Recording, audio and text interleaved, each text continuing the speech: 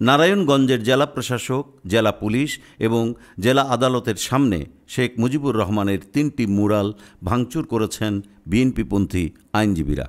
বৃহস্পতিবার ৬ ফেব্রুয়ারি দুপুর ১টার দিকে জেলা প্রশাসকের কার্যালয়ের সামনের ম্যুরালটি প্রথমে ভাঙা হয়। এরপর জেলা পুলিশ সুপারের কার্যালয় এবং জেলা ও দায়রা জজ আদালতের সামনের ম্যুরালটিও ভাঙা হয়। এক পর্যায়ে জেলা প্রশাসন ভবনের নিচতলায় অবস্থিত বঙ্গবন্ধু কর্নারেও ভাঙচুর করে বিএনপির লোকজন।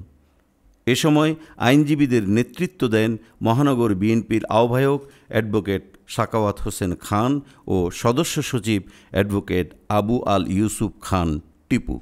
এ সময় উপস্থিত ছিলেন জেলা আইনজীবী সমিতির সভাপতি সরকার হুমায়ুন কবির, সাধারণ সম্পাদক HM আনোয়ার প্রধান, সাবেক সভাপতি আব্দুল বারী ভূঁইয়া, মহানগর বিএনপির সদস্য রফিক আহমেদ, জেলা আদালতের পাবলিক প্রসিকিউটর ও জেলা জাতীয়তাবাদী আইনজীবী ফোরামের সাধারণ সম্পাদক আবুল কালাম আজাদ জাকির।